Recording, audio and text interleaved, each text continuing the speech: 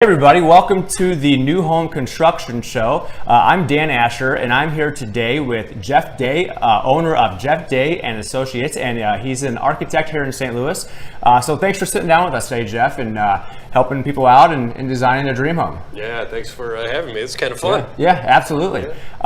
So as I said, Jeff Day is an architect. We're actually here in his office, and today he's going to give you some advice on things you can do to design your perfect house when the time comes.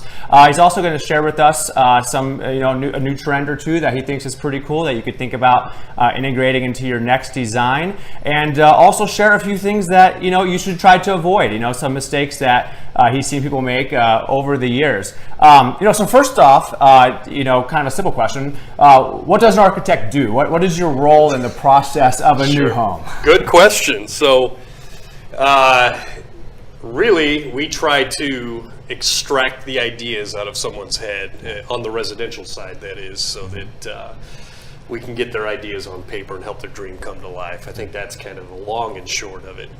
But there is a process kind of involved in it. And in order to do that, we start bringing ideas that we have to the table, not that we're trying to shove something down somebody's throat, but that collaborative effort always leads to a pretty neat end result. Yeah, okay, very cool. So you take all the ideas and you merge them together, basically. Right. You take the homeowner's concepts, everything that they've been thinking about in their new house, and then you take your experience, integrate it into the process, and then come up with the house. Right. Is that kind of a fair way? That is very fair way to put it. That's right. Okay, well, cool. So what's the general process? If someone's going to build a house and they're going to start meeting with architects, what's the general process someone's going to go through? So, most commonly for us, we see people have been daydreaming about this for 6 months to maybe 2-3 years in some cases. The key is that you find the property that you think you want, and then you have your architect walk the property with you. My team usually does that as a free consultation. That's an opportunity to make sure we're a good fit, right? On both sides, for that matter. Because you're going to find solar orientation maybe plays a role in it, or the topography is difficult, which maybe can cause hardships on your budget. You may find that there are views that you would like to capture, and you just want to make sure that with walking the site, all of those things are kind of explored. So you're kind of doing a pre-brainstorming, if you will, on the whole thing. So, but typically people have been, again, daydreaming about this for some period of time, and most of our clients will show up with 3-ring binder or something full of images and ideas and notes and lists and all these kinds of things, which is exactly where we want to start. So cool. That's what the beginning of the process looks like. So you mentioned that it's beneficial for the homeowner to have the home site first. Do you typically recommend that they identify the lot before they start meeting with an architect, or? Maybe not necessarily before, but certainly kind of in conjunction, because the reality is, an average lot, let's say in Kirkwood, is about a $300,000 lot, maybe, or $250,000 lot. That's a substantial investment. So if there are challenges involved with that lot, you really want to know that up front. And so having the architect walk it with you before you lock that lot down and have this major investment is always, I think, an intelligent move for good stewardship of your money anyway. Absolutely. That's huge. I think a lot of people probably didn't even realize they could have architect come out to the site before they've even kind of fully engaged in some of the services. I think part of that is just kind of the evolution of construction, where a lot of people will go to the builder first, because there's a lot of communities out there that, it's a developed community versus infill lots or something maybe out in the sticks, as you call it, something heavily wooded, larger lot. So besides the lot, what are some other things a person could do before meeting the architect to help the process? So you really want to know what you want to spend and find out what your comfort level is. And part of that is, knowing what you want your monthly cost to be. And the monthly cost obviously has to include the mortgage, but then the costs for running this building, right? You have to heat it, you have to cool it, you have to have lights on sometimes. People like to watch TV, play video games or whatever. So So have an idea of what you want that range to be, and that starts to dictate kind of what you need to borrow from the bank and whatnot. But then aside from that, again, through that daydreaming process that people do, you're looking at Pinterest or Houzz or even just Google Images, or like you see around our office, we have hundreds of books about architecture. There's magazines across the world that you can get your hands on, and people have ripped images out and shoved them into these binders, or you find one online, you print that out, you put that in the binder. So there's even a lot of websites out there that have floor plans that maybe help communicate to the architect what you guys want to accomplish as well. Okay. So you said someone get an idea of cost. How would somebody do that? Because a lot of people, they see a floor plan on the internet, they see a house on Pinterest. Right. Where do you recommend they go to just kind of start that? An initial stage.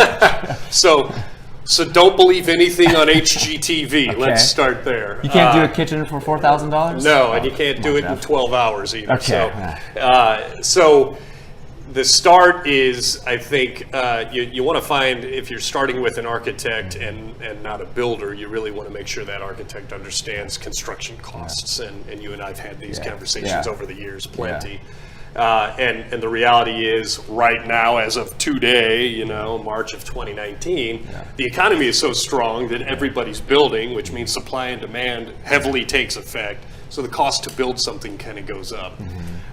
So you want to look at, what the finish levels and things are that you want, and then have an intelligent conversation about what that's going to cost. And they can even have a builder come in if they want. If they already had a builder, so they can help with the general price consultations, the ranges. So it sounds like a lot of things are happening simultaneously. Yeah, you gotta have a team. Yeah, once the train starts moving, everybody's getting on board. That's right. And I always recommend, if you have a builder or two in mind, that you try to bring them to the table as early on as you can.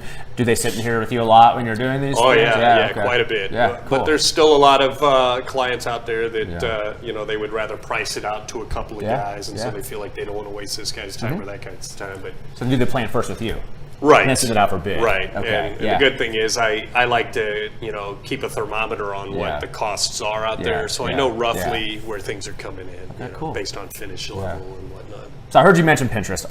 What are some sources for people to pull this inspiration from? If you found anything online, easy, you said magazines, what are some of the things, a few things people could go start looking at? You've already said a few of them. So opening up the Pinterest account, I think there's some fantastic ideas there. The thing that scares me about Pinterest is that you can kind of highlight an item in an image and it'll give you a price, but that price doesn't really necessarily hold true depending on where you're buying it from, or it doesn't say how much it's going to be to install it, things like that, right? So you buy a crazy light fixture that requires all kinds of ancillary details in the electrical work. They're not really speaking to that. Cool ideas, and collect the cool ideas, just don't believe the numbers that you're seeing, right? Same thing with Houzz. You can start an account with that as well.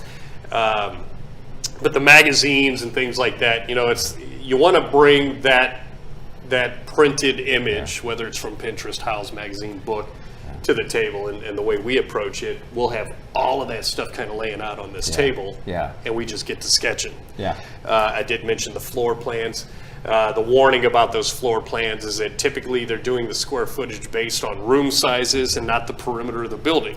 So it may say it's a 2,000 square foot house, but it doesn't include the wall thicknesses, which are a reality that you pay for, right? So they could be 200 to 300 or 400 square feet off, It's a big number. It's a big number. In St. Louis, well-detailed fiber cement sided house, not a lot of masonry on it. You're looking at $200 a foot. 400 feet's a big deal.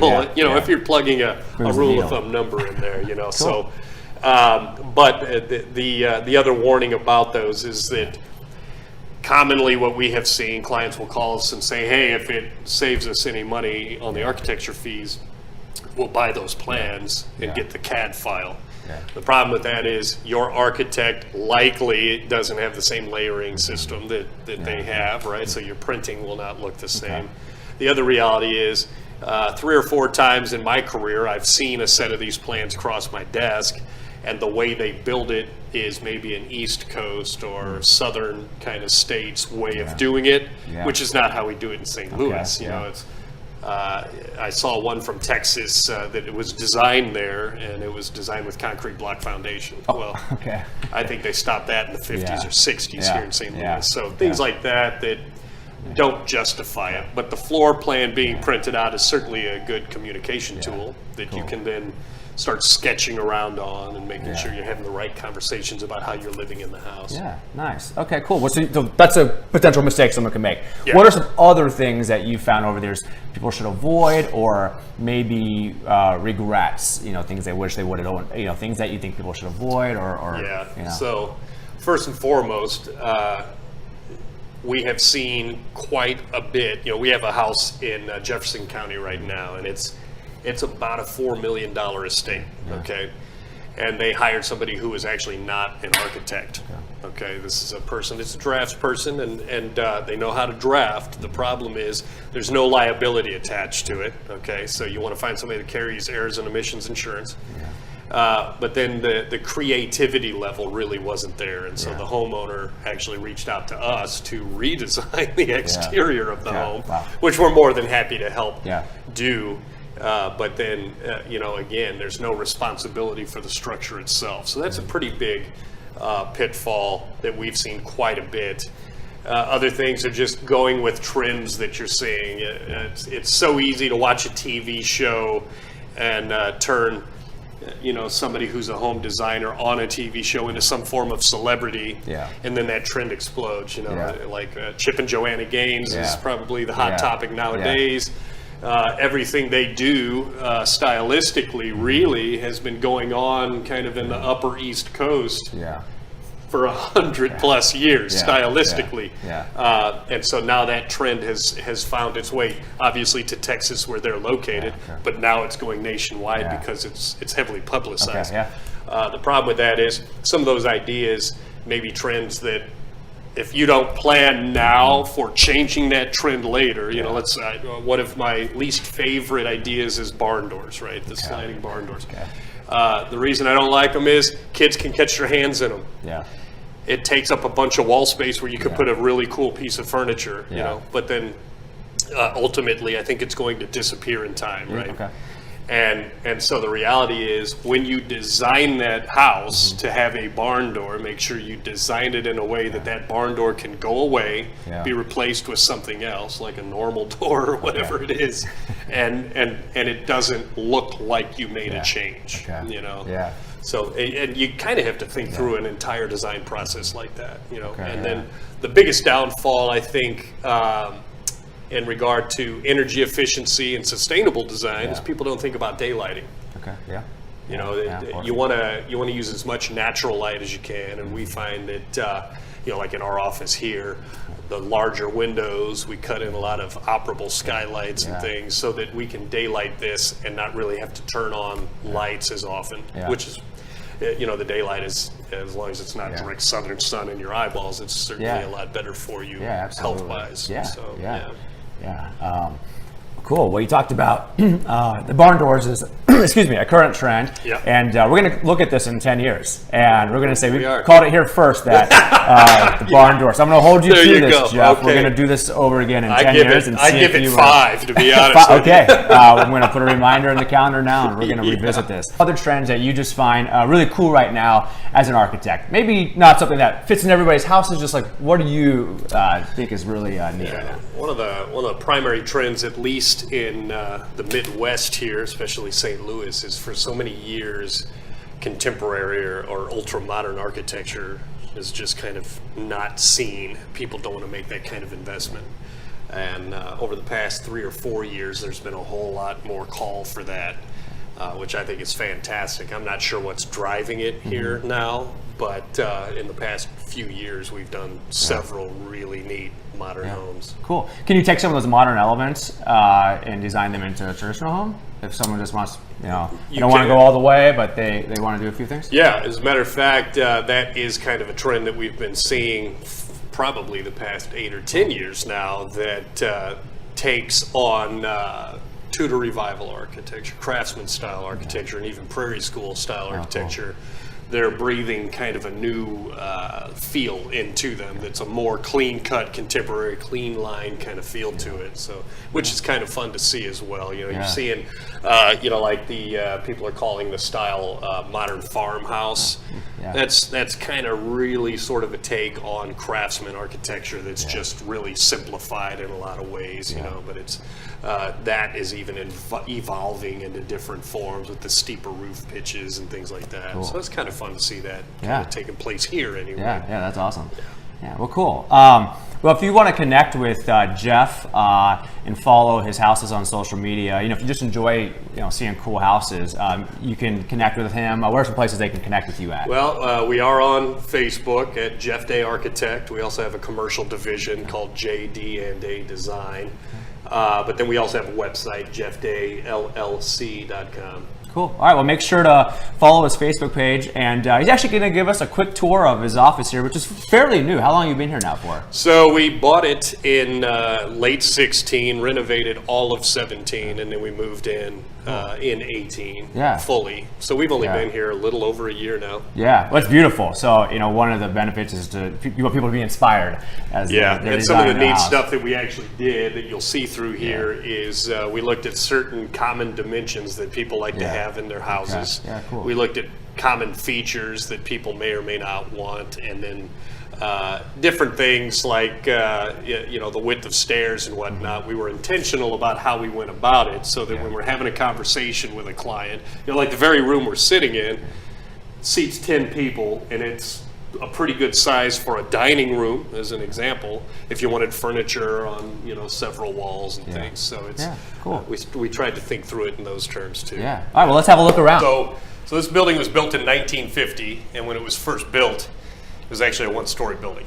And so a dentist officed on the first floor, and then he wound up building the second floor as a living space. And where we are standing right now in the conference room would have been the roof over a 3-car garage.